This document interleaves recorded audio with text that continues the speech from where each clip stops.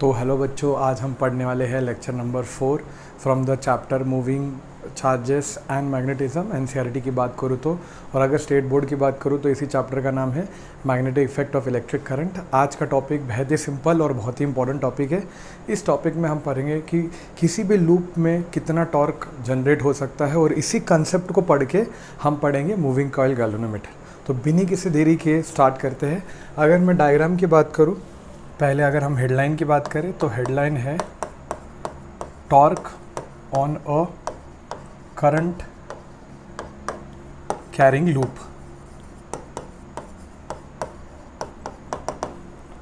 बहुत से बच्चों को इस डायग्राम में ड्रॉ करने की दिक्कत होती है, तो अगर आपको वो दिक्कत हो रही है तो आप मेरे साथ इसको ड्रॉ कर सकते हैं। बहुत ही सिंपल तरीका है, 3D में भी आप विजुअलाइज़ कर सकते हैं। आसान होता है विजुअलाइज़ करना 3D में। अगर आप 3D में बना सकते हो तो पहले आपको परमानेंट मैग्नेट बनाने हैं दो एट सर्टन डिस्टेंस। तो ये मैंने परमानेंट मैग्नेट बना दिया, north pole and south pole. ये पोल्स का बेसिकली ये मैग्नेट का रोल है to generate magnetic field from north pole to south pole. ये ऑलरेडी हम 10th स्टैंडर्ड में पढ़ चुके हैं कि magnetic field line north pole से साउथ पोल तक ओरिजिन होती है। अब बात करते हैं लूप को ड्रॉ करने की। तो हम एक ऐसा लूप बना देंगे, ठीक है। This is the rectangular loop. इस रेक्टेंगुलर लूप में से करंट फ्लो हो रहा है इन दिस डायरेक्शन। ऐसे डायरेक्शन में करंट फ्लो हो रहा है।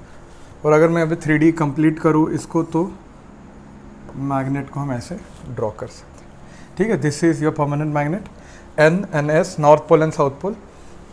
इस पर्टिकुलर लूप से, this is a rectangular loop मैं जिस मैग्नेट में रख रहा हूँ, इस पर्टिकुलर लूप से आई करंट पास हो रहा है। दो लेंथ यहाँ पे समझना ज़रूरी है। एक ये लेंथ हो गई, इस लेंथ को मैं L1 बोल सकता हूँ, और इस लेंथ को अगर मैं आपसे बोलूँ ये वाला लेंथ, ये, ठीक है, इस लेंथ को मैंने L2 नाम दे दिया। आपको आसानी हो इसके लूप के एंड को हम अपने हिसाब से नामकरण कर सकते हैं। इस एंड को मैंने A नाम दिया, इसको B नाम दिया, इसको C नाम दिया, और इसको D नाम दिया। तो बहुत ही सिंपल तरीके से हमने इस डायग्राम को बनाने की कोशिश की। एक और चीज़ आपको इसमें रिप्रेजेंट करना है, वो है मैग्नेटिक फील्ड का डायरेक्शन। अब ऑलरेडी आप पढ़ चुके हो, मैग्नेटिक फील्ड का डायरेक्शन हमेशा नॉर्थ से साउथ की तरफ होता है। तो उसको हम एक अलग कलर से रिप्रेजेंट करने का कोशिश करते हैं, ठीक है, कलर, ठीक है। This is the direction of magnetic field, ठीक है। ये है मैग्नेटिक फील्ड का direction from north pole to south pole, ठीक है। ऐसे लाइन सारी। तो इसको ये हो गया हमारा मेन फिगर। इसको आप फिगर ए नाम दे सकते हो, ठीक है। इसमें आपको क्लियरली दिख रहा है कि नॉर्थ पोल से साउथ पोल की तरफ मैग्नेटिक फील्ड लाइन जा रही है। मैग्नेटिक फील्ड का डायरेक्शन ये है और करंट का डायरेक्शन ये है। और हमने ऑलरेडी पिछले लेक्चर में ये देखा था कि जिस डायरेक्शन में हमारा करंट फ्लो होता है उसी डायरेक्शन में हमारा लेंथ होता है। और स्ट्रेट करंट कैरिंग कंडक्टर में अगर फोर्स की मैं बात करूँ तो मैंने ये फॉर्मूला ऑलरेडी देखा था, ठीक है। ऑलरेडी हम ये फॉर्मूला देख चुके हैं, जिसमें हम लोग ये बात करते हैं कि अगर किसी भी स्ट्रेट करंट कैरिंग कंडक्टर से आई करंट फ्लो रहा है along the length L and in magnetic field B, तो उसका मैग्नेटिक फील्ड होता है I into L cross B bar. तो जो direction L cross B bar का होता है by right hand thumb rule, वही डायरेक्शन होता है मैग्नेटिक फील्ड के ऊपर जो लगता है फोर्स उस पर्टिकुलर स्ट्रेट कंडक्टर पे, उसका डायरेक्शन हम ऐसे दे सकते हैं। और L का डायरेक्शन मैं बोल सकता हूँ along the direction of current, along the direction of current। तो जो करंट का डायरेक्शन होगा वही मेरे L का डायरेक्शन होगा। तो let us consider this loop made up of 4 sides. ये लूप 4 साइड से बना है। अगर आप ध्यान से देखोगे, A से B एक साइड है L2, फिर B से C एक साइड है L1, again C to D side is L2 and then we have AD। पहले बात करते हैं इस लूप के एक साइड BC और AD से कितना फोर्स जा रहा है, okay. So let us consider side DA and BC।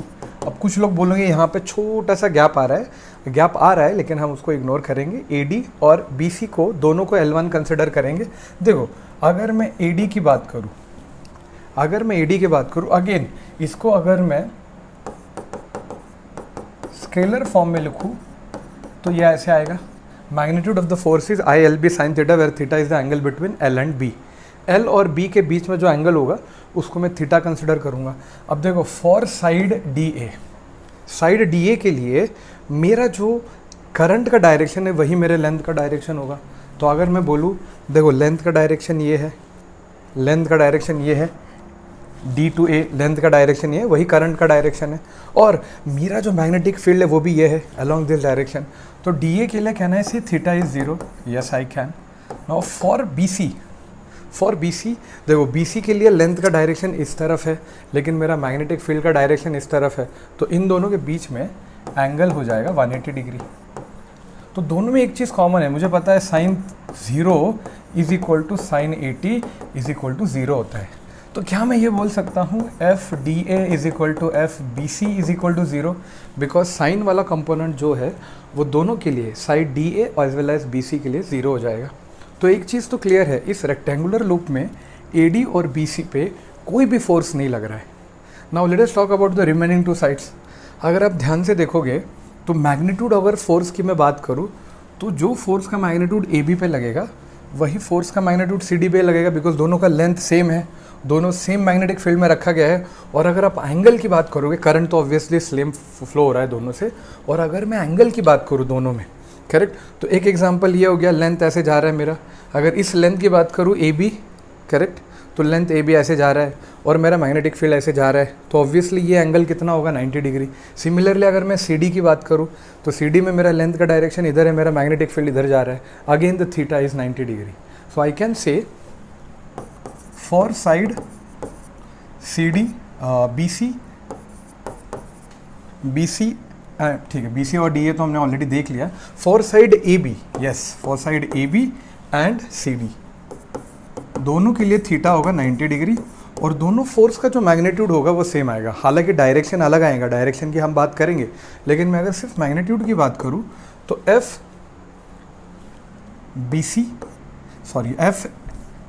A B is equal to F C D, और ये मैग्नीट्यूड होगा आई इंटू लेंथ, दोनों का लेंथ है L2, तो इधर L2 लेंथ आएगा इंटू मैग्नेटिक फील्ड भी, ऑब्वियसली साइन 90 विल बी 1, तो फोर्स का मैग्नीट्यूड ये आएगा। अभी बात करते हैं एफ ए बी के डायरेक्शन की। तो अगर मैं एफ ए बी के डायरेक्शन की बात करूँ तो ध्यान से देखना, मैग्नेटिक फोर्स जो लग रहा है उसका direction L cross B bar देगा। तो इस केस में आपका मैग्नेटिक फील्ड इधर जा रहा है, ए बी के केस की बात हो रही है यहाँ पे, तो आपका मैग्नेटिक फील्ड इस डायरेक्शन में जा रहा है और आपका लेंथ इस डायरेक्शन में जा रहा है। तो अगर आप ध्यान से देखोगे तो L क्रॉस बी बार का जो डायरेक्शन है वही मेरे मैग्नेटिक फोर्स का डायरेक्शन आएगा। तो L से B की तरफ right hand thumb rule will give me the direction of force. तो L cross B bar direction will be downwards. तो इस फोर्स का जो डायरेक्शन होगा that will be downwards, going downwards, direction is downwards. Similarly, if I talk about direction of CD, तो ये जो direction होगा अगर आप देखोगे तो मेरा लेंथ इस तरीके से आएगा, मेरा जो मैग्नेटिक फील्ड है वो इधर से इधर जा रहा है, तो मैं लेंथ से इसकी तरफ जाऊंगा, लेंथ से राइट हैंड थंब रूल। अगर मैं इस लेंथ की बात करूँ और इस फील्ड की बात करूँ तो I have to go right hand thumb rule. Again अगर मैं आपको ऐसे दिखाऊँ सामने से तो मेरे को ये लेंथ है और ये है, तो मुझे ऐसा करना पड़ेगा, ठीक है, सॉरी मुझे ऐसा करना पड़ेगा बिकॉज फील्ड इधर जा रहा है, एक्सट्रीमली सॉरी दोस्तों, ये लेंथ है और ये फील्ड, तो मेरा जो डायरेक्शन ऑफ फोर्स आएगा वो ऊपर की तरफ आएगा। क्लियर है? देखो कन्फ्यूजन होता है, राइट हैंड थंब रूल अगर लगाते हो तो इमेजिनेशन आपका स्ट्रॉन्ग होना चाहिए। यहाँ पे अगर आप देखोगे तो आपके लेंथ का डायरेक्शन ये आ रहा है इस तरफ, और फील्ड मैंने नॉर्थ से साउथ नहीं, मैंने साउथ से नॉर्थ कर दी थी गलती से, तो ये गलती आपसे भी हो सकती है, इमेजिन करते हो तो ध्यान रखना, ठीक है। लेंथ इस तरफ जाएगा, नॉर्थ टू साउथ अगर आप जाओगे तो right hand thumb rule, force will be applied upwards, तो ये फोर्स लगेगा ऊपर की तरफ, ये होगा F into F C D. तो अगर आप मैग्नीट्यूड की बात करोगे तो दोनों फोर्स में जो मैग्नीट्यूड होगी वो सेम होगा। अब यहीं पे टॉर्क का कंसेप्ट आता है। अगर मैं आपसे टॉर्क के कंसेप्ट की बात करूं तो two equal and opposite force forms couple, correct, and moment of couple is called torque, correct.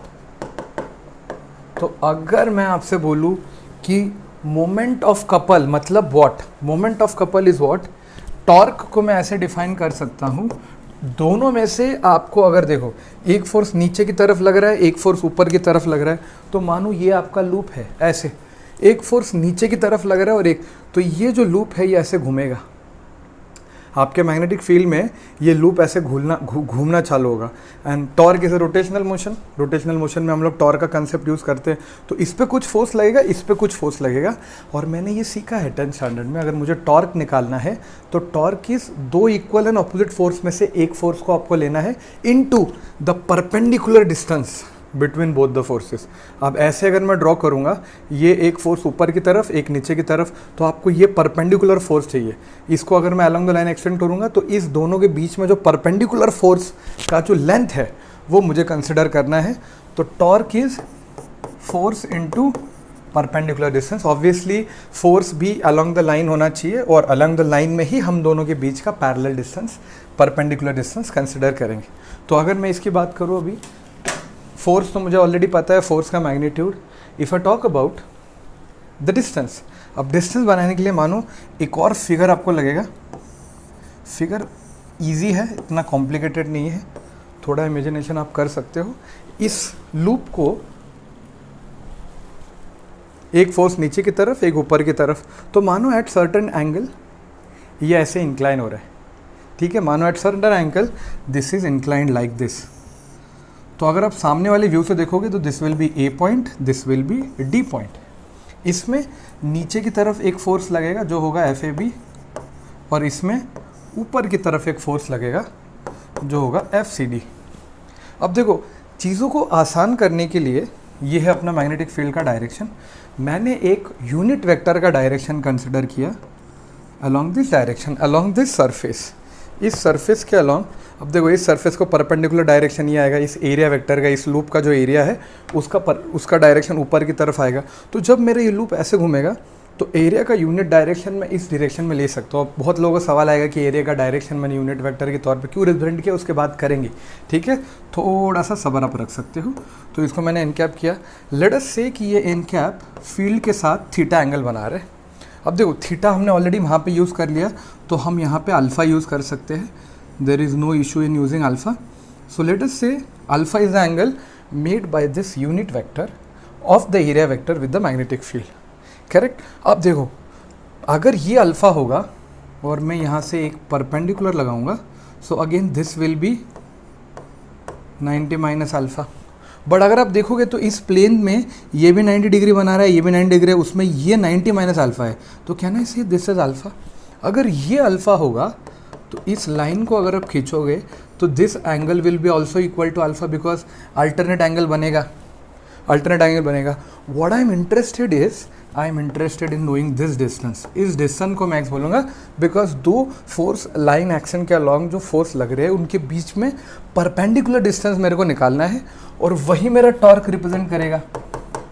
तो एक्स वो डिस्टेंस है जिस डिस्टेंस से मैं परपेंडिकुलर डिस्टेंस लगा के फोर्स के मैग्नीट्यूड के साथ। अब ऑब्वियसली दोनों में से आप एक फोर्स ले सकते हो, बिकॉज दोनों का मैग्नीट्यूड इक्वल है and they are opposite in direction. तो इधर मैं एक तो सी डी बोल सकता हूँ या फिर ए बी बोल सकता हूँ, एनी विच वे दोनों का मैग्नीट्यूड सेम है। तो टॉर्क का मेरा एक्सप्रेशन आएगा tau is equal to F A B into X. अब देखो, इस ट्राइंगल को देखो आप ध्यान से, this is 90 degree. So let us say this is point A, point B और पॉइंट सी। अगर आप यहाँ तक समझ चुके हो तो इसको नोट डाउन कीजिए। अगले स्लाइड पे हम लोग इस डायग्राम, इस ट्राइंगल के बारे में बात करेंगे, ठीक है। ऑलरेडी मैंने टॉर्क के बारे में ये चीज़ बताई कि torque is F A B into x. Now let us talk about the triangle. Triangle को मैंने यहाँ पे ड्रॉ किया आसानी से।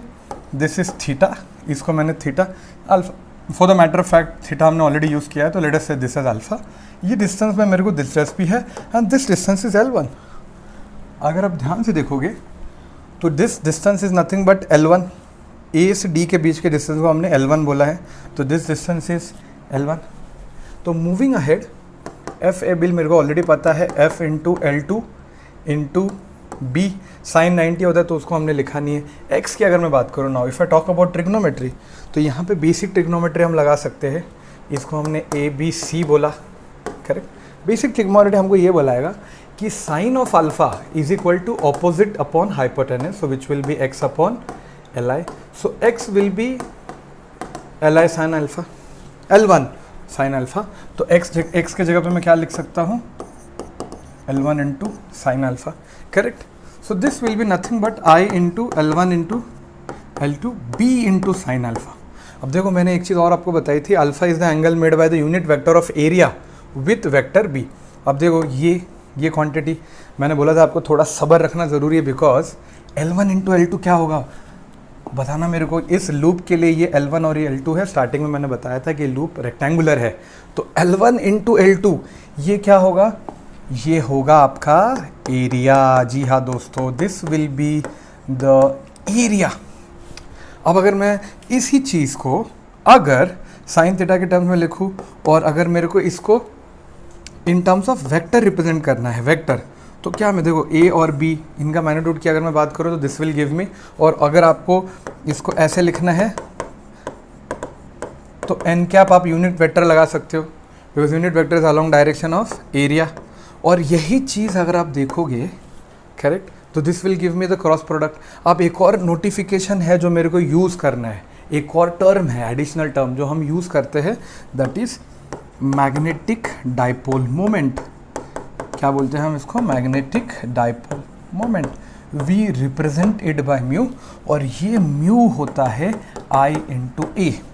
अगर मैं वन टर्न की बात करूं, मानो इस लूप पे बहुत सारे टर्न हो कॉइल्स के, तो क्या आएगा, n टर्न्स हो तो ये म्यू आएगा n इंटू आई. और इसमें एक चीज़ आप समझना, जो डायरेक्शन मेरा एरिया वेक्टर का होगा वही डायरेक्शन मेरे मैग्नेटिक डाइपोल मोमेंट का होगा. आगे चल के हम ये भी पढ़ेंगे कि इसका डायरेक्शन अगर आपको निकालना है तो rather than focusing on the direction vector of A, हम एरिया से म्यू का डायरेक्शन आराम से निकाल सकते हैं. वो भी ट्रिक सीखेंगे. उससे पहले अगर मैं म्यू की बात करूँ तो let us put the value of mu again. So यहाँ पे अगर आप देखोगे तो ए और इसके जगह पे हम लोग लिख सकते हैं mu, correct, and N cap वैसे ही रहेगा, जो डायरेक्शन एरिया वेक्टर का होगा वही म्यू का होगा. और फ्रेंड्स ये है हमारा फाइनल एक्सप्रेशन, बिकॉज ये हो जाएगा आपका क्रॉस प्रोडक्ट दोनों का. So the final expression will be mu bar cross B bar. So torque is nothing but the cross product of the magnetic dipole moment and the magnetic field. अब अगर आपको देखना है you can let it down. ठीक है, आगे बढ़ते हैं. आगे अगर मैं आपसे पूछूं direction of mu from current, तो देखो एक लूप की अगर मैं बात करूं, मैंने एक लूप लिया ऐसे, ये लूप में करंट इस तरीके से फ्लो हो रहा है और इसके लिए आपको म्यू का डायरेक्शन चाहिए.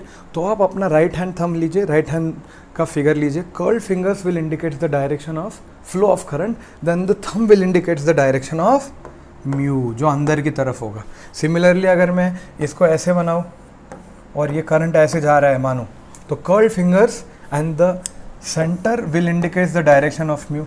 अगर इसमें करंट उल्टी दिशा में जा रहा है ऐसे, तो अब मेरा म्यू का डायरेक्शन नीचे होगा. तो इससे हमने ये सीखा कि जिस डायरेक्शन में मेरा करंट होगा, राइट हैंड थंब रूल लगा लो, curled finger and the thumb will indicate the direction of mu. B bar आपको ऑलरेडी पता है, we can easily get the direction of torque. Direction of the torque will be the cross product of mu and B bar. तो उसके cross product से, right hand thumb rule से जो अपना direction आएगा वो हमारे टॉर्क का डायरेक्शन आएगा. तो फ्रेंड्स ये था torque from a current carrying conductor. I know आज का लेक्चर थोड़ा सा लेंदी था, बट ये डेरिवेशन बहुत इंपॉर्टेंट है. यहाँ से हमारा फाइनल एक्सप्रेशन आया म्यू क्रॉस बी बार. इसको अगर हम और सिंप्लीफाई करें तो बहुत सारे मैग्नीट्यूड की बात करें तो NAB, और यहाँ पे एंगल हमने अल्फ़ा लिया था, बहुत सारे किताबों में इसको थीटा भी लिया गया है, वो कोई इशू नहीं है. वो एंगल है किसके बीच में, म्यू और बी के बीच में. म्यू का डायरेक्शन हमने लेना सीखा. तो this is the most important expression. इसी एक्सप्रेशन से आगे कंटिन्यू करेंगे और अगला टॉपिक होगा मूविंग कॉइल गैल्वेनोमीटर, जो कि बहुत इंपॉर्टेंट टॉपिक है. तो दोस्तों आज के लिए इतना ही. मिलते हैं अगले लेक्चर में. तब तक के लिए goodbye, have a nice day, bye bye and take care.